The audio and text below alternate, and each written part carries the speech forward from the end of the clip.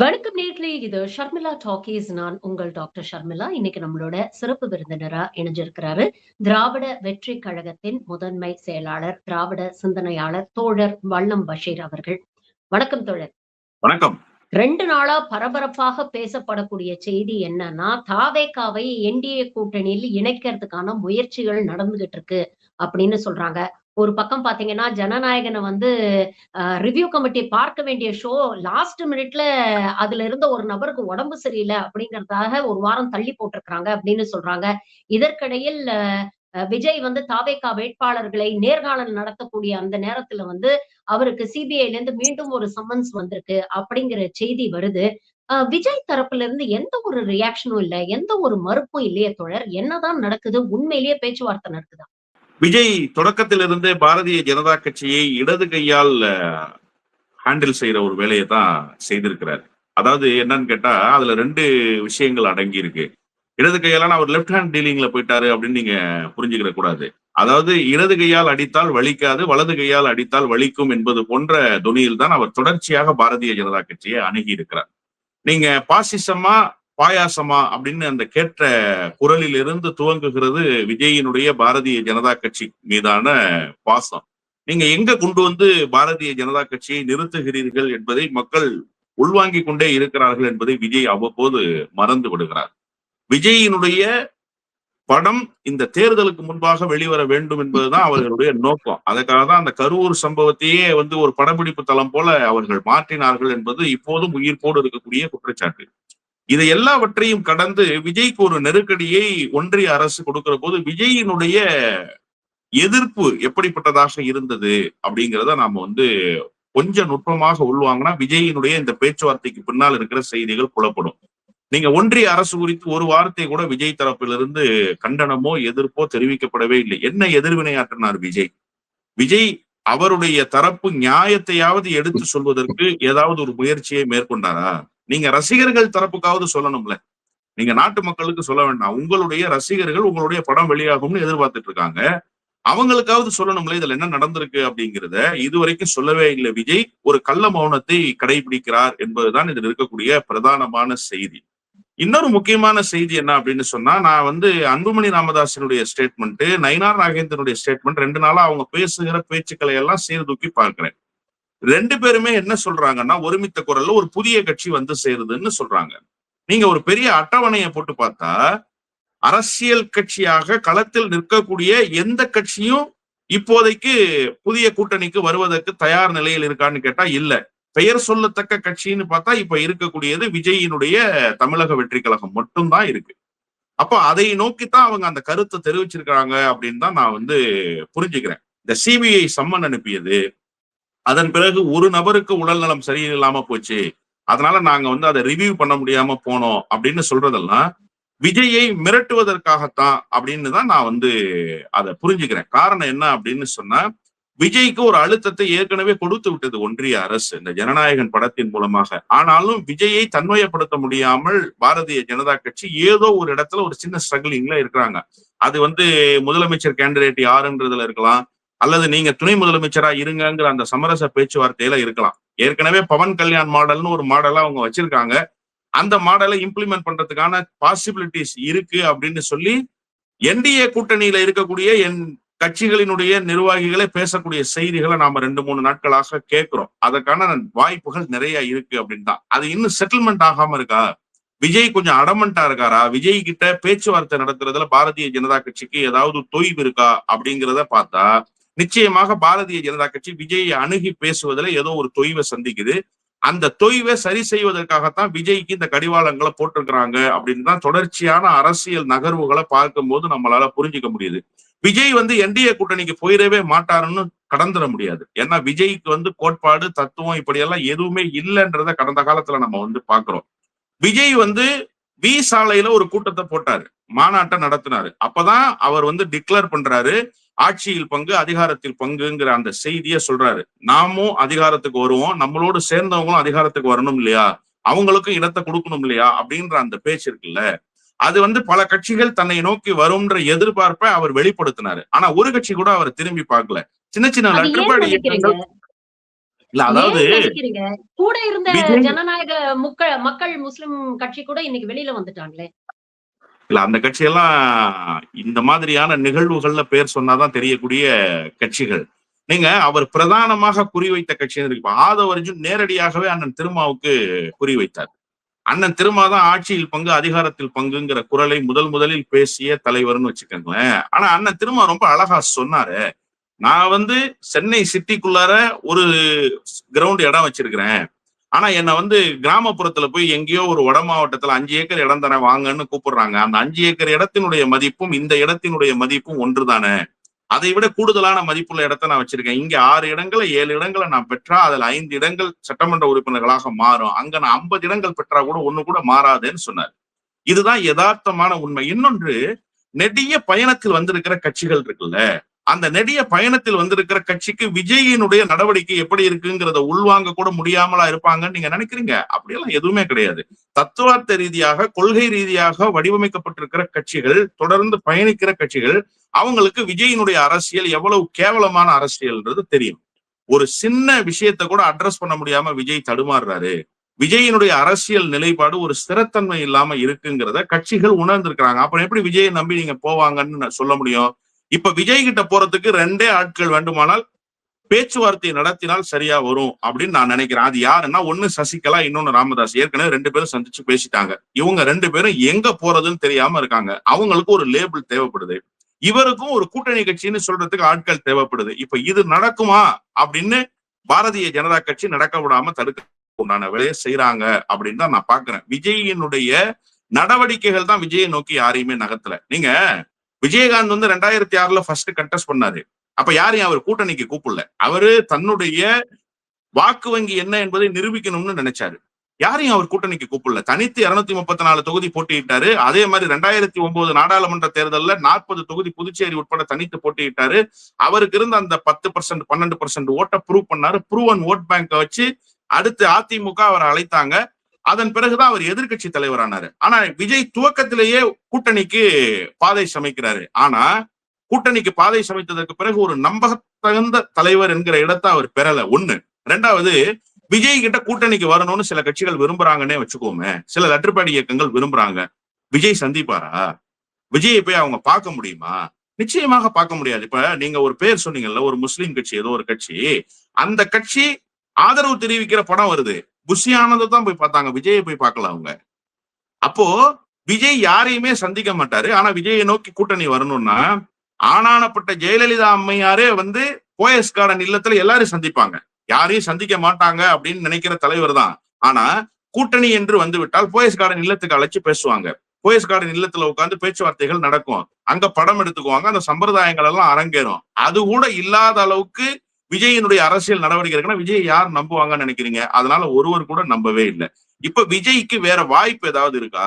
வேற ஏதாவது அரசியல் களத்துல விஜயால ஷைன் பண்றதுக்கு உண்டான சோர்சஸ் இருக்கான்னு கேட்டா எந்த சோர்ஸுமே இல்ல. விஜயை நம்பி வந்தவங்க கூட விஜயை விட்டு வெளியேறக்கூடிய காட்சிகளை பாக்குறோம்.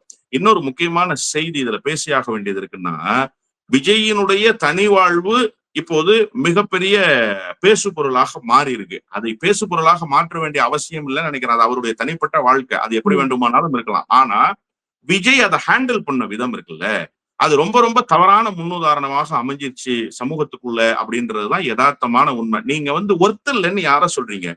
ஒரு மனைவிய அவர் குறித்த விவகாரத்தை பொதுவெளிக்கு எடுத்து வந்ததற்கு பிறகு, அது செய்தியானதற்கு பிறகு, அது எப்படி நீங்க ஒர்த் இல்லைன்னு நீங்க சொல்ல முடியும்? எங்க நின்னு சொல்றீங்க? மகளிர் தினத்துல நின்னு சொல்றீங்க. பெண் சுதந்திரம், பெண் விடுதலை குறித்து பேசுற அந்த நாளில் நின்று கொண்டு நீங்க அது ஒர்த் இல்லைன்னு சொல்றீங்க. இத பொது சமூகம் பாக்குறாங்க.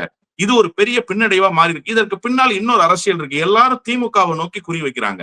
திமுக தான் ஏதோ சங்கீதாவை அணுகி அவருக்கு ஒரு அரசியல் நெருக்கடியை விஜய்க்கு கொடுக்கறதுக்காக தயார் செய்திருக்கிறாங்க அப்படின்னு சொல்றாங்க. நான் அதை நம்பல. காரணம் என்னன்னா, திராவிட முன்னேற்ற கழகம் எப்போதும் அந்த இழிவான அரசியலை செய்கிற இயக்கமாக இருந்ததே இல்லை. ஆனா பாரதிய ஜனதா கட்சி இந்த வேலையை நல்லா செய்யும். பாரதிய ஜனதா கட்சி கூடி இருந்து உறவாடி குடியை கெடுக்கிற வேலையை நல்லா செய்யும். இதே மாதிரி குடும்பத்துல கலவரங்களை உண்டாக்கி குடும்ப வாழ்க்கைய பொதுவெளிக்கு கொண்டு வந்து அரசியல் தலைவர்களை பங்கப்படுத்துகிற வேலையை நல்லா செய்யும். எனவே பாரதிய ஜனதா கட்சி சிபிஐ மூலமாக ஒரு நெருக்கடி, சென்சார் போர்டு மூலமாக ஒரு நெருக்கடி, விஜயினுடைய தனி வாழ்வில் விஜய் மனைவியின் மூலமாக ஒரு நெருக்கடியை கொடுத்து விஜயை அழுத்துகிறார்கள் என்றுதான் நான் புரிந்து கொள்கிறேன்.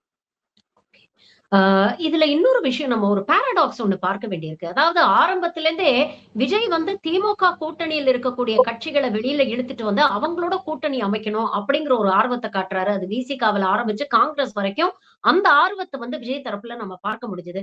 ஆனா இந்த பக்கம் அதிமுக பாஜக கூட்டணி வந்து விஜயை எப்படியாவது அவங்களுடைய கூட்டணிக்குள்ள கொண்டு வரணும் அப்படின்னு அவங்க ஆர்வம் காட்டுறாங்க. ஆரம்பத்திலேயே நீங்க பாத்தீங்கன்னா அவர் அரசியல் களத்துக்கு வரும்பொழுதே வரணும், திமுகவை எதிர்க்க எல்லாரும் ஒண்ணு சேரணும் அப்படின்னு கூப்பிட்டு பார்த்தாங்க. அதுக்கப்புறம் கரூர் சம்பவத்துக்கு அப்புறம் பாத்தீங்கன்னா, அதிமுகவும், பாஜகவும் தான் விஜய்க்கு அவ்ளோ தூரம் சப்போர்ட்டா நின்னாங்க. சட்டமன்றம் வரைக்கும் வந்து எடப்பாடி பேசினாரு. கொடி பறக்குது பாருங்க, புள்ளையார் சுழி போட்டாச்சு அப்படின்லாம் பேசுனாங்க. விஜய் வந்து குழந்தை மாதிரி எங்க கைய புடிச்சிட்டு நடக்கட்டும் அப்படின்னு தமிழிசை பேசுனாங்க. தொடர்ந்து வந்து விஜய கூட்டணிக்குள்ள இழுக்கிறதுக்கு பாஜக ஆர்வம் காட்டுது. ஆனா அவர் ரெசிப்ரோகேட் பண்ண மாட்டேங்கிறாரு. என்ன காரணம்னு நினைக்கிறேன்? இல்ல அதாவது எடப்பாடி பழனிசாமி தன்னுடைய சார்பாக இந்த கூட்டணிக்கு விஜயை கொண்டு வரணும்னு நினைச்சாரு. அதனாலதான் அந்த கொடி பறக்குது, ஒரு பெரிய கட்சி கூட்டணிக்கு வருது, இப்படி எல்லாம் ஆருடம் கணிச்சு குடுகுடுப்புக்காரன் போல அந்த பிரச்சார பயணங்களில் பேசிக் கொண்டிருந்தார் எடப்பாடி பழனிசாமி. ஆனா பாரதிய ஜனதா கட்சிக்கு ஒரு கணக்கு இருக்கு. டிடிவி தினகரனை இந்த தேசிய ஜனநாயக கூட்டணியில அகாமடேட் பண்ணது பாரதிய ஜனதா கட்சி தான். அதிமுகவோ எடப்பாடி பழனிசாமியோ இல்ல. அதே மாதிரி விஜயை கொண்டு வந்து அகாமடேட் பண்ணணும்னு நினைக்கிறதும் பாரதிய ஜனதா கட்சி. ஏன்னா பாரதிய ஜனதா கட்சியினுடைய பிரதான நோக்கம் என்ன அப்படின்னா அதிமுகவை வலுவிழக்க செய்யறதுதான். அதிமுகவை வலுவிழக்க செய்வதற்கு என்னென்ன வேலைகள் எல்லாம் செய்யணுமோ அதெல்லாம் ரொம்ப நேர்த்தியாக பாரதிய ஜனதா கட்சி செய்யுது. டிடிவி தினகரனை கொண்டு வந்து கூட்டணியில அகாமடேட் பண்ணா எடப்பாடி பழனிசாமியை ஓரளவுக்கு கண்ட்ரோல் பண்ண முடியும் அப்படின்னு பாரதிய ஜனதா கட்சி நினைக்கிறது. அதுல உண்மையும் இருக்கு, இல்லைன்னா நம்ம மறுத்தர முடியாது. அதனாலதான் எதிரும் புதிருமாக இருந்த 2 அதிமுகவினுடைய தலைவர்களை கொண்டு வந்து சேர்க்கிறது. நீங்க தினகரனையும் அமமுகவினுடைய பொதுச் செயலாளர்னு பார்க்க தேவையில்ல, அவரும் அதிமுகவினுடைய தலைவர் தான், அதிமுகவிலிருந்து ஒரு பிரிவு தான். அப்போ இவங்க 2 பேரையும் கொண்டு வந்து அகாமடேட் பண்ணதன் மூலமாக அதிமுக பொதுச் செயலாளருக்கு ஒரு நெருக்கடியை உருவாக்கலாம் அப்படின்னு நினைக்கிறாங்க. இப்போ ஏற்கனவே விஜய் கூட்டணிக்கு தயாராக இல்லாத சமிக்ஞையை வெளிப்படுத்தினார். இவங்க அதிமுக தரப்புல எப்படி பேச்சுவார்த்தை நடத்தினாங்க, அதிமுக தரப்புல நடத்தின பேச்சுவார்த்தை விஜய்க்கு எப்படி போய் சேர்ந்துச்சு, இதெல்லாம் ஒரு $1 மில்லியன் கொஸ்டின். தொடர்ச்சியா நீங்க பாத்தீங்கன்னா அதிமுகவில் இருந்த முன்னணி நிர்வாகிகள் எல்லாம் விஜய் கொண்டு வந்து சேர்த்துக்கிறாரு. இது எதனுடைய வெளிப்பாடு? நீங்க ஊழலுக்கு எதிராக பேசுறேன்னு சொல்லிட்டு ஈரோட்டு பொதுக்கூட்டத்துல மேடம் ஜெயலலிதான் ரொம்ப ஹை ரெஸ்பெக்ட் கொடுக்குறாரு. நீங்க எப்படி புரிஞ்சுக்கிறது? தமிழ்நாட்டுல ஒரு முதலமைச்சர் ஊழல் குற்றச்சாட்டுக்காக தன்னுடைய பதவியை இழந்திருக்கிறாங்கன்னா அது அம்மையார் ஜெயலலிதா தான். அப்படிப்பட்ட அம்மையார் ஜெயலலிதாவை நீங்க ரொம்ப ஹை ரெஸ்பெக்டா மேடம் ஜெயலலிதான்றதும் அந்த கட்சியினுடைய தொண்டர்களை குறிவைத்து காய் நகர்த்துறதும் எந்த மாதிரியான அரசியலா இருக்கும்? நீங்க திமுகவிலிருந்து எந்த முன்னணி தலைவர் விஜய் கிட்ட போனாருன்னு நினைக்கிறீங்க? அப்ப அதிமுகவிலிருந்து தொடர்ச்சியாக விஜயை நோக்கி படையெடுக்கிறவர்களுடைய எண்ணிக்கை நாளுக்கு நாள் கூடிக்கிட்டே போகுது. இன்னைக்கு வரைக்கும் அது நின்ற பாடல் தொடர்ச்சியாக தொடர்ந்து கொண்டேதான் இருக்கு. அப்போ இப்படியெல்லாம் ஒரு சூழல் இருக்கிற போது அதிமுகவுக்கும் விஜய்க்குமான உறவு எப்படி ஒரு இணக்கமான உறவாக இருக்க முடியும்? இன்னொன்னு, விஜய் அரசியல் களத்துல என்ன செய்ய போறோம்னு ஒரு புரிதல் இல்லாம தடுமாறுறாருன்னு தான் நான் பாக்குறேன். அதனாலதான் அவருடைய அந்த மௌனம் வந்து ஒரு நிசப்தத்தை கொடுத்துருக்கு கட்சிக்குள்ள, அரசியல் களத்துக்குள்ள அப்படின்னு. ஏன்னா நீங்க ஒரு பக்கம் ஒன்றிய அரசினுடைய நெருக்கடி, இன்னொரு பக்கம் அதிமுகவிலிருந்து வரிசையாக படையெடுத்து வரக்கூடிய அந்த முன்னணி தலகர்த்தர்களினுடைய வருகை, இது எல்லாவற்றையும் கணக்கில் கொண்டு பாக்குறப்போ விஜய் தனித்து நிற்கிறதா அல்லது தேசிய ஜனநாயக கூட்டணியில பாரதிய ஜனதா கட்சி கொடுக்கிற இடங்களை வாங்கிக்கிட்டு நிக்கிறதா அப்படிங்கிற ஒரு குழப்பமான மனநிலையில இருக்கிறாரு அப்படின்னு தான் நான் பாக்குறேன். அதனாலதான் அந்த அவருடைய அந்த மௌனமே வந்து தொடர்ச்சியா தொடர்ந்துகிட்டே இருக்கு. அந்த மௌனத்துக்கு ஒரு முற்றுப்புள்ளி இல்லாமலே போகுது அப்படின்னு பாக்குறேன். இப்போ விஜய்க்கு இருக்கிற ஒரே ஒரு நெருக்கடி தான் அரசியல் களத்துல. அவர் தன்னை முதலமைச்சர் கேண்டிடேட்னு அறிமுகப்படுத்திக்கிட்டார். தன்னோடு வருகிறவர்களை அதிகாரத்தை நோக்கி நகர்த்துவேன் அப்படிங்கிற ஒரு வாக்குறுதியை, அது நம்ப தகுந்த வாக்குறுதியாக இருந்தாலும் சரி, நம்பிக்கை இல்லாத வாக்குறுதியாக இருந்தாலும் சரி, அந்த வாக்குறுதியை அவர் கொடுத்தார். இப்ப என்னவா போய் என்டிஏ கூட்டணியில அகாமடேட் ஆவார்? ஏற்கனவே எடப்பாடி பழனிசாமிக்கு இருக்கிற நெருக்கடி என்னன்னா, தான் தான் முதலமைச்சர் வேட்பாளர்னு எடப்பாடி பழனிசாமி நம்பிக்கொண்டு இருக்கிறார். ஆனா பாரதிய ஜனதா கட்சியிலிருந்து இன்னும் அதிகாரப்பூர்வ அறிவிப்பு எந்த இடத்திலையும் வெளியிடப்படல. இப்ப கூட தேசிய ஜனநாயக கூட்டணி ஆட்சி அமையும்னு தான் பேசுறாங்க. இதை விட ரொம்ப கூடுதலான செய்தி என்னன்னா, 4 நாளைக்கு முன்னாடி அண்ணா விஜயபாஸ்கர், புதுக்கோட்டை மாவட்ட செயலாளர், முன்னாள் அமைச்சர், சுகாதாரத்துறையினுடைய அமைச்சர், அவர் பேசும்போது சொல்றாரு தேசிய ஜனநாயக கூட்டணி ஆட்சி தமிழ்நாட்டுல அமையும்னு பேசுறாரு. அவருடைய குரலே அப்படி வெளிப்படுற காட்சியை நாம பாக்குறோம். இப்போ விஜயை கொண்டு வந்து சேர்த்தா ஒருவேளை தேசிய ஜனநாயக கூட்டணிக்கு விஜய் தான் முதலமைச்சர் வேட்பாளரா, துணை முதலமைச்சரா போக போறாரா எடப்பாடி பழனிசாமி? இல்ல பவன் கல்யாண் மாதிரி நீங்க துணை முதலமைச்சரா இருங்க, எடப்பாடி பழனிசாமி முதலமைச்சரா இருக்கட்டும், நாம கூட்டணி அமைச்சரவை அமைக்கலாம் அப்படிங்கிற ஒரு அஜெண்டாவோட வரப்போறாங்களா? என்ன பேச்சுவார்த்தை நடத்துறாங்கன்றதெல்லாம் இன்னும் 2-3 நாட்கள் பொறுத்து இருந்துதான் பார்க்கலாம். ஆனா சிபிஐ மூலமாக ஒரு அழுத்தம் இருக்குல்ல, அந்த அழுத்தத்துக்கு கண்டிப்பாக ஆட்படுவார். எந்த கணக்காக இருந்தாலும் இன்னொரு பேச்சும் அடிப்படுது. 2.5 வருஷம் நீங்க சிஎம்மா இருங்க. 2.5 வருஷம் வந்து விஜய் இருப்பாரு. அப்படிங்கிற ஒரு பேச்சுவார்த்தையும் நடக்குது. அப்படிங்கிற ஒரு பேச்சும் வருது இல்லையா? இதெல்லாம் பாசிபிளா? இதற்கு முன்னால இது போன்ற விஷயங்கள்லாம் நடந்த மாநிலங்கள்ல என்ன நடக்குது அப்படிங்கிறதெல்லாம் நம்ம பார்த்துட்டு இருக்கோமே. தமிழ்நாட்டுக்கு இது சரிப்பட்டு வருமா? தமிழ்நாட்டு மக்கள் அதை ஏத்துக்குவாங்களா? இல்ல தமிழ்நாட்டு மக்கள் முதல்ல கூட்டணி ஆட்சின்றதே ஏற்க மாட்டாங்க. 2000 இருந்தார். ஒவ்வொரு அறிக்கையிலும் மைனாரிட்டி திமுக அரசுன்னு சொன்னார்.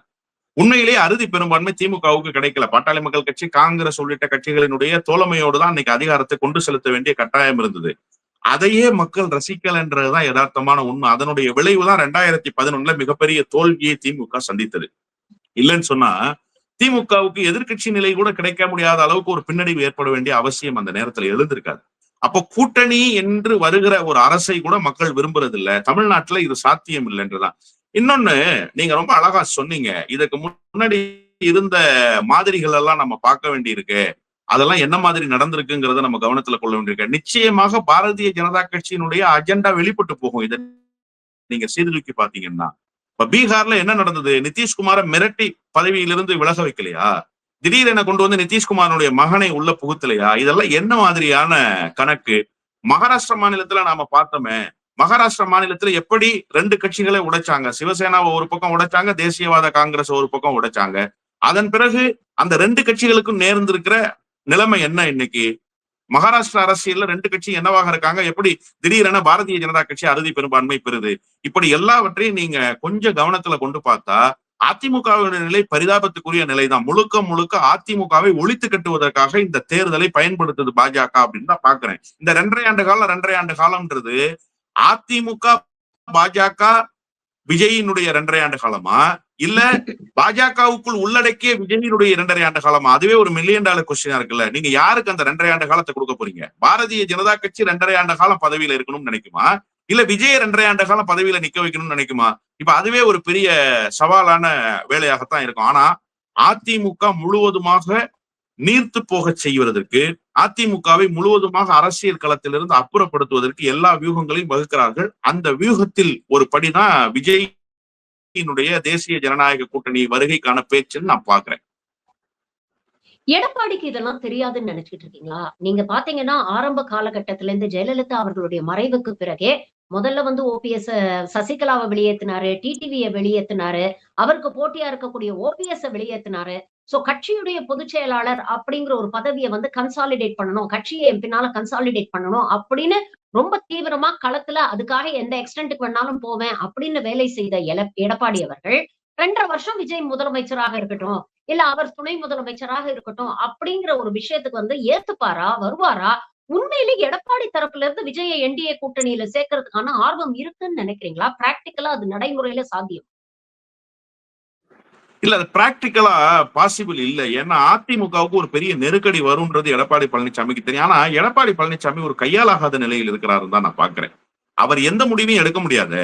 அவர் முடிவெடுக்கிற நிலையில இருந்தா அந்த கூட்டணி பேச்சுவார்த்தையில இடது பக்கம் அன்புமணி ராமதாஸையும் வலது பக்கம் டிடிவி தினகரனையும் உட்கார வச்சு அவர் பேச வச்சிருப்பாங்களா? தொகுதி பங்கீட்டை யாரு செய்யணும்? அதிமுக தானே தொகுதி பங்கீட்டை செய்யணும். அப்ப அதிமுக செய்ய வேண்டிய தொகுதி பங்கீட்டை அதிமுக செய்யாமல் பாரதிய ஜனதா கட்சியினுடைய தலைமையில் செய்ய வேண்டிய கட்டாயத்தை எடப்பாடி பழனிசாமிக்கு எங்கிருந்து உருவாக்குனாங்க? அப்ப எடப்பாடி பழனிசாமி அதை எப்படி எதிர்கொண்டாரு? எப்படி ஒப்புக்கொண்டாரு எடப்பாடி பழனிசாமி? ஏன் அந்த நேரத்துல எதிர்வினை ஆற்ற முடியாம இருந்தாருன்றதுதான் எடப்பாடி பழனிசாமிக்கு இருக்கக்கூடிய நெருக்கடி. இப்ப எடப்பாடி பழனிசாமி எப்படி விஜய் வருகையை தடுத்து நிறுத்திட முடியும்? பாஜக தான் முடிவு செய்ய முடியும். பாஜக எதை முடிவு எடுக்கிறதோ அதை ஏற்றுக்கொள்கிற இடத்தில் எடப்பாடி பழனிசாமி, இல்லைன்னா டிடிவி தினகரனுக்கே அவரு ஸ்டாப் பண்ணிருப்பாரு. டிடிவி தினகரனே உள்ள அனுமதிக்க முடியாம பிரேக் பண்ணிருப்பாரு. அதையே பண்ண முடியலையே அவரால். அதை பண்ண முடியாம தானே தடுமாறுறாரு. டிடிவி தினகரன் உள்ள வந்த பிறகு அதிமுக ஒரு தரப்பு மிகப்பெரிய அதிருப்திக்கு ஆளாகிறாங்களே, ஏன் இவரை கூட்டணியில சேர்த்தாங்கன்னு கேட்கறாங்க. அதையே பதில் சொல்ல முடியாம தடுமாறுறாரு. ஆனா இது எல்லாவற்றையும் கடந்து வெற்றி என்கிற ஒன்று இலக்காக இருக்கணும்னா அது விஜய் வரணும்னு ஒரு தரப்பு அதிமுக நினைக்கிறாங்க. ஆனா எடப்பாடி பழனிசாமிக்கு ஆட்சி அதிகாரத்தை கைப்பற்றுவது அல்ல இலக்கு. கட்சியை இப்படியே பொதுச் செயலாளராக இருந்து வழிநடத்தணும், குறைஞ்சபட்சம் எதிர்கட்சி தலைவராவது வந்துடணும் அப்படின்றதுதான் அவருடைய இலக்கு. அதுக்காகத்தான் இந்த தேர்தலை சந்திக்கிறார் அவரு. அதனால எடப்பாடி பழனிசாமி நெருக்கடி இல்லாம தான் போவாரு. ஒருவேளை விஜய் வந்தா அவர் நெருக்கடிக்கு ஆளாவார் அப்படின்னு தான் நான் புரிஞ்சுக்கிறேன். அதனால விஜய் வருகையை முடிந்தவரை தடுத்து பார்ப்பார். ஆனால் அதற்கு அடுத்த கட்டமாக ஒரு நகர்வு இருக்குமே, ஆனால் அதை தடுத்து நிறுத்துகிற இடத்தில் எடப்பாடி பழனிசாமி நிச்சயமாக இருக்க முடியாது. அப்படிப்பட்ட இடத்தில் தேசிய ஜனநாயக கூட்டணி எடப்பாடி பழனிசாமியை வைக்கலன்றதுதான் யதார்த்தமான உண்மை. பட் இதே எடப்பாடி பழனிசாமி தானே ஆரம்பத்துல ஆர்வம் காட்டினாரு. விஜய கூட்டணிக்குள்ள கூட்டிட்டு வரணும் அப்படின்னு ஆர்வம் காட்டினாரு. அப்பவும் இதே பிரச்சனைகள்லாம் இருந்தது இல்ல. நான் தன்னை ஒரு சிஎம் கேண்டிடேட்டா விஜய் முன்னிறுத்தினாரு. அப்ப அவர் வந்தாருன்னா அவருக்கு நம்ம ஒரு துணை முதலமைச்சர் கொடுக்கணும், இல்ல 2.5 years அப்படிங்கிற பேச்சுவார்த்தை எல்லாம் தாவேகாவுக்கும் அதிமுகவுக்கும் நடுவுல நடந்தது. அதன் காரணமாக தான் அவசர அவசரமா பாஜக கூட்டணி வச்சது அப்படிங்கிற செய்திகள்லாம் வந்தது இல்ல. அப்ப எது உண்மை? ஆரம்பத்துல ஆர்வம் காட்டுன எடப்பாடி பழனிசாமி இன்னைக்கு பின்வாங்குறாரு அப்படின்னு நம்ம எப்படி யோசிக்க முடியும்? எடப்பாடி பழனிசாமியினுடைய பேச்சுவார்த்தையின் மூலமாக விஜய் வந்து சேர்ந்தால் அந்த கணக்கு என்பது வேறு. இப்ப யாருடைய பேச்சுவார்த்தை மூலமாக விஜய் வந்து சேர போறாரு? பாரதிய ஜனதா கட்சி அழைத்து வந்தால் பாரதிய ஜனதா கட்சியினுடைய ஏற்பாட்டில் வருவதா? பாரதிய ஜனதா கட்சி அழைத்து வருகிறவர் எப்படி எடப்பாடி பழனிசாமியோட அகாமடேட் ஆவார்னு எடப்பாடி பழனிசாமி யோசிக்க மாட்டாரு. நீங்க கேட்டீங்க, எடப்பாடி பழனிசாமிக்கு இந்த கணக்குகள்லாம் தெரியும், நல்லாவே தெரியும், நன்றா தெரியும் அவருக்கு அந்த கணக்கு. அவர் என்ன நினைக்கிறாருன்னா, நாம விஜய பேசி செட்டில் பண்ணி அழைச்சிட்டு வந்தா அது நம்மளுடைய கூட்டணி, பாரதிய ஜனதா கட்சி பேசி அழைத்து வந்தால் அது தேசிய ஜனநாயக கூட்டணி. ஏன்னா டிடிவி தினகரன் சொன்னார் இல்லையா, நாங்க பாஜகவிடம் பேசித்தான் சீட்டுகளை பெறுவோம், எங்களுக்கு மேலதான் பேச்சுவார்த்தை, கீழே பேச்சுவார்த்தை கிடையாது, பாரதிய ஜனதா கட்சியோட தான் நாங்க கூட்டு வச்சிருக்கிறோம்னு சொன்னார்ல. அந்த கணக்குக்கு நாளை விஜயும் வருவாரு. அப்ப ஒட்டுமொத்தமாக அதிமுகவுக்கு ஒரு நெருக்கடி வருதுன்னா இது பாஜக தலைமையிலான அணியும் அதிமுகவும் தனியாக பிளவுபடாதா? அப்ப அதிமுகவுக்கு யார் அந்த நேரத்துல துணை நிற்பாங்கன்றதை எடப்பாடி பழனிசாமி உணர்வார் இல்லையா? அதனாலதான் எடப்பாடி பழனிசாமி துவக்கத்துல விஜயை தன்மையப்படுத்துவதற்கு முயற்சித்தார். அதற்குண்டான பேச்சுவார்த்தைகளை நடத்தி இருக்கலாம். அது எந்த வகையிலும் பயன் தராமல் போயிருக்கலாம். இப்போ எடப்பாடி பழனிசாமியினுடைய சூழல் மாறிடுச்சு. அன்னைக்கு இருந்த எடப்பாடி பழனிசாமியினுடைய சூழலும் இன்னைக்கு இருந்த எடப்பாடி பழனிசாமியினுடைய சூழலும் ஒன்றல்ல. இப்போ எடப்பாடி பழனிசாமி லோவர் ஹேண்ட்ல இருக்காரு, அப்பர் ஹேண்ட்ல இல்ல அவரு. இப்ப எந்த முடிவையும் அவர் எடுக்கவே முடியாத நிலைமையில இருக்கிறாரு. அன்னைக்கு அப்படி இல்ல. அன்னைக்கு பாரதிய ஜனதா கட்சி என்கிற ஒரு கட்சி மட்டும்தான், கூட்டணி ஃபார்ம் ஆகல, பாட்டாளி மக்கள் கட்சி வர்றது உறுதிப்படுத்தப்படல. டிடிவி தினகரன் வருவாரா வரமாட்டாரான்ற கேள்வி அன்னைக்கு எழல. டிடிவி தினகரன் வரமாட்டாரா டிக்ளரே பண்ணாங்க. இப்ப அதெல்லாம் மாறியதற்கு பிறகு எடப்பாடி பழனிசாமி எந்த முடிவையும் எடுக்க முடியாமல் இருக்கிறார் அப்படிங்கிறது தான் யதார்த்தமான உண்மை. அப்ப கடந்த காலத்தில் இருந்த எடப்பாடி பழனிசாமியினுடைய நகரும் இப்போது இருக்கக்கூடிய எடப்பாடி பழனிசாமியினுடைய நகரும் என்டையர்லி டிஃபரெண்டா இருக்குன்னு தான் நான் பாக்குறேன்.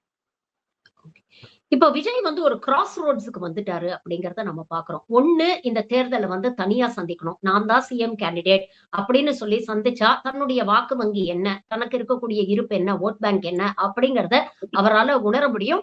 இது ஒரு நீண்ட நெடுங்கால அரசியல் பயணத்துக்கு அவருக்கு உதவியாக இருக்கும். மாறாக இப்போ ஒரு தற்காலிக அந்த லாபத்தை மனசுல வச்சுக்கிட்டு அவர் என்டிஏ கூட்டணிக்குள்ள வந்தார்னா ஒரு 40 சீட்டு கொடுப்பாங்க. 40ல இருந்து 60 சீட்டுக்குள்ள அவர் எத்தனை சீட்ல ஜெயிப்பாரு அப்படிங்கிறது ஒரு கேள்விக்குறியா இருக்கும். அப்படியே அவர் ஜெயிச்சு ஒரு துணை முதலமைச்சரோ இல்ல 2 வருஷம் முதலமைச்சர் ஆனாலும் எங்க தயவுல தான் விஜய் ஜெயிச்சாரு அப்படிங்கிற ஒரு பேரை காலத்துக்கும் அவர் சுமக்க வேண்டியிருக்கும். ஒரு தற்காலிக நலனுக்காக ஒரு நீண்ட நெடிய அரசியல் பயணத்தை சாக்ரிஃபைஸ் பண்ணுவாரா விஜய்? என்ன முடிவு எடுப்பாருன்னு நினைக்கிறேன். இல்ல, விஜய்க்கு நெடிய பயணம் இருக்குன்னு விஜயே நம்ப மாட்டாரு. முதல்ல விஜயினுடைய பயணம் என்பது நெடுங்கால அரசியலில் ஒரு பயணத்தை மேற்கொள்ளணும் அப்படிங்கிற நோக்கம் இல்லை. இந்த தேர்தலில் என்னவாக இருக்க போகிறோம் அப்படிங்கிறது தான் விஜயினுடைய கணக்கு. அந்த கணக்கையே விஜய் தன்னுடைய சொந்த முயற்சியால், தன்னுடைய சொந்த எண்ணத்தால், சுய அறிவோடு செய்யறாருன்னா நிச்சயமாக விஜய் ஏதோ ஒரு முடிவை இந்நேரம் எடுத்திருக்கணும். விஜய் எல்லாவற்றையும் சொந்த முடிவாக எடுக்கல, சுய அறிவோடு செய்யல. விஜய்க்கே ஒரு பெரிய தடுமாற்றம் இருக்குன்னு நான் ஏற்கனவே சொன்னேன். அப்ப விஜய் எப்படி ஒரு நெடுங்கால பயணத்துக்கு தயாராவாரு? அவர் இப்ப இருக்கக்கூடிய நெருக்கடியை எப்படி எதிர்கொள்ள போறாருங்கிறது தான் விஜய் முன்னாடி இருக்கக்கூடிய சவால். இந்த தேர்தலில் என்னவாக விஜய் இருக்க போறாருங்கிறதே விஜய்க்கு ஒரு பெரிய சேலஞ்ச் தான். அதுவே ஒரு நெடுங்கால பயணத்துக்கு உண்டான பயண திட்டம் தான். நீங்க அதுக்குள்ள அடுத்த தேர்தலோ இல்ல நெடுங்கால பயணத்திலோ இன்னொரு 20 வருஷம் கழிச்சு விஜய் எப்படி சஸ்டெயின் ஆக போறாரு, பொலிட்டிக்கலா எப்படி சர்வே ஆக போறாரு அப்படிங்கிற கணக்குக்கெல்லாம் போகவே தேவையில்லை. காரணம் என்னன்னா, அவர் பொலிட்டிக்கலா சர்வே ஆக போறது இல்லைன்றது அவருக்கே தெரியும். ஏன்னா ஒரு படத்தினுடைய வெளியீட்டை கூட தடுத்து நிறுத்துகிற ஒன்றிய அரசை இதை விட ஒரு நல்ல வாய்ப்பை உங்களுக்கு காலம் கொடுக்குமா? கண்டிப்பா கொடுக்காது. அதை கூட நீங்க கரெக்டா கையாளலையே.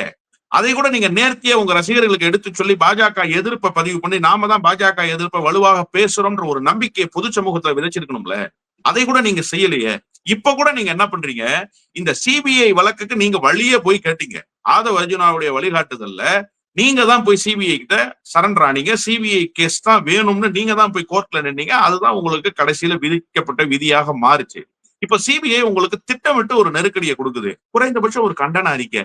ஏங்க நான் வந்து கேண்டிடேட் செலக்ஷன்ல இருக்கிறேன், திட்டமிட்டு சிபிஐ இந்த மாதிரி ஒரு வேலையை செய்யுது அப்படிங்கறதே இந்த நாட்டு மக்களுக்கு சொல்லணுமா இல்லையா?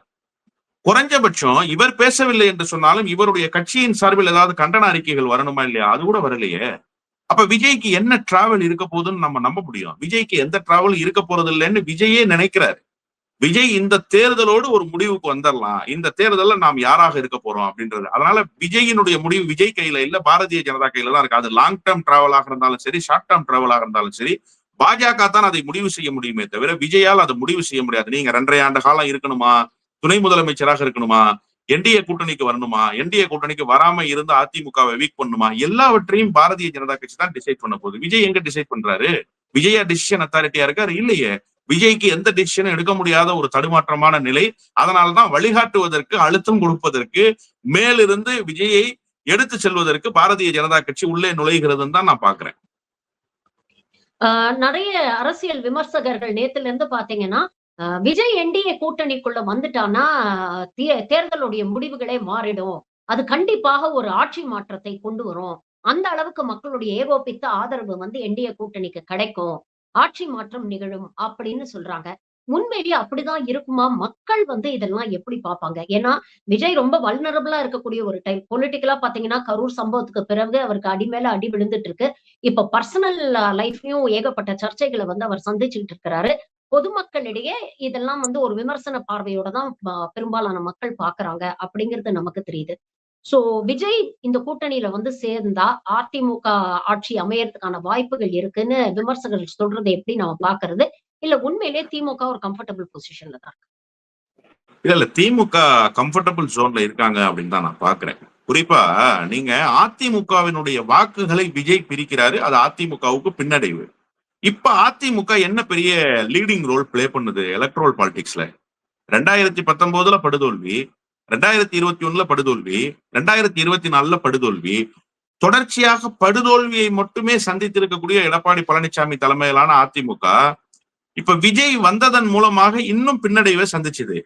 ஒருவேளை விஜய் இவங்க கூட சேர்ந்துட்டாங்கன்னா அந்த டேமேஜை கண்ட்ரோல் பண்ணிட்டாங்கன்னு பொருள் கொள்ளலாம். நம்ம அந்த டேமேஜ் எப்படி சார் கண்ட்ரோல் பண்ணிட்டாங்கன்னா, 2019 என்ன வாக்குகளை வாங்கினாங்களோ அந்த வாக்குகளை வாங்குவாங்க, 2021 என்ன வாக்குகளை வாங்கினாங்களோ அந்த வாக்கை வாங்குவாங்க, 2024 என்ன வாக்கு வாங்கினாங்களோ அந்த வாக்கை வாங்குவாங்க. இவையெல்லாம் வின்னிங் ரேஷியோல இருந்துச்சா? இல்லையே. அதெல்லாம் திமுகவுக்கு தானே சாதகமாக முடிஞ்சது. அப்ப இப்ப மட்டும் அது எப்படி திமுகவுக்கு பாதகமாக முடிஞ்சு? இன்னும் திமுகவுல பல கட்சிகள் கூட்டணியில புதிதாக வந்து சேர்ந்துருச்சு. திமுகவினுடைய வியூகங்கள் தேர்தல் களத்துல முந்தி நிற்குது.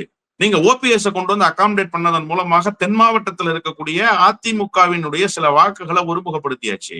சில கம்யூனல் ஓட்ஸ் இருக்கு இல்லையா, அதையும் ஆர்கனைஸ் பண்ணி திமுக பக்கம் கொண்டு வந்து சேர்த்துட்டாங்க. இப்ப இதெல்லாம் திமுகவுக்கு தானே பலமாக முடியுது. அப்ப அதிமுக எங்க வின்னிங் ரேஷியோக்குள்ள வந்து நிக்கிறாங்க? அது எப்படி ஆட்சி மாற்றத்தை தந்துரும்? நிச்சயமாக ஆட்சி மாற்றத்தை தராது. இன்னொன்னு, நீங்க தொடர்ச்சியாக விஜயினுடைய பேச்சை எடுத்து போட்டு நாளைக்கு மக்கள் விமர்சிக்க மாட்டாங்களா? நீங்க யாருக்கு எதிராக பேசுனீங்க? ஊழலுக்கு எதிராக பேசுனீங்க, பாசிசம் பாயாசம்னு சொன்னீங்க. அப்ப ஒன்றிய பாஜக அரசு ஊழல் கரைபடியாம இருக்கா? ஊழல் கரையே இல்லாத அரசாக இருக்கா? ஒவ்வொரு நாளும் ஊழல் குற்றச்சாட்டுகள் நாடாளுமன்றத்துல பதிவு செய்யப்பட்டுக்கிட்டே இருக்கு. அதுக்கெல்லாம் என்ன பதில்? இப்ப எடப்பாடி பழனிசாமி தலைமையிலான அதிமுக அரசு 2016 இருந்து 2021 வரைக்கும் இருந்தாங்க இல்லையா, அந்த அரசில் இருந்த அமைச்சர்கள் மீது குற்றப்பத்திரிகையை தாக்கல் செய்ய சொல்லி ஆளுநருக்கு ஏற்கனவே ஃபைல்ஸ் அனுப்பிச்சு அந்த ஃபைல்ஸ் பெண்டிங்ல இருந்தது. அது குறித்தெல்லாம் இப்ப என்ன பதில் சொல்லுவாரு விஜய்? அப்ப அதெல்லாம் ஊழல் பட்டியல்ல வராதா? எஸ்பி வேலுமணி மீது ஊழல் புகார் இல்லையா? கேசி வீரமணி மீது ஊழல் புகார் இல்லையா? இப்ப இதெல்லாம் எப்படி எதிர்கொள்வார் விஜய்ங்கிற ஒரு கேள்வி வந்துடும்ல. மக்கள் என்ன ஒண்ணும் புரியாம உடனே இந்த வந்து வாக்குகள் எல்லாம் அகாமடேட் ஆயிடுச்சு, பெரிய கூட்டணி ஆயிடுச்சு அப்படிங்கிற ஒரு மித்துக்குள்ள போய் சிக்கிடுவாங்களா மக்கள்? நிச்சயமாக சிக்க மாட்டாங்க. திமுக கூட்டணிக்கு இன்னும் சேஃபர் சைடு தான். 4 முனை போட்டியாக இருக்கிறது 3 முனை போட்டியாக மாறப்போகுது. அந்த 2 முனை போட்டிக்குள்ள எதிரிகள் எல்லாரும் ஒரே பக்கமாக நிக்கிறாங்க. புரிதல் இல்லாத ஒரு கட்சி, திமுகவை எதிர்க்கிறதுக்கு களத்துல நிற்கக்கூடிய ஒரு கட்சி, திமுகவை எதிர்க்கிற கட்சியை காலி பண்ணிட்டா நாம அந்த இடத்துக்கு வந்துடலாம்னு நினைக்கிற கட்சி, இப்படி எல்லாவற்றையும் ஒன்று சேர்த்து அந்த களத்துல வீழ்த்துவதற்கு திமுகவுக்கு இன்னும் கொஞ்சம் லாபகமான சூழல் தானே அமையும். திமுக எந்த வகையிலும் பின்தங்கி போவதில்லை. திமுகவுக்கு அது எந்த விதமான பாதிப்பையும் ஏற்படுத்தாது. இதுதான் யதார்த்தமான களச்சூழல். பல்வேறு விஷயங்களை இன்னைக்கு எங்களோட பகிர்ந்துட்டீங்க. உங்கள் நேரத்துக்கும் கருத்துக்களுக்கும் மிக்க நன்றி தோழர். Thank you very much for joining. நன்றி.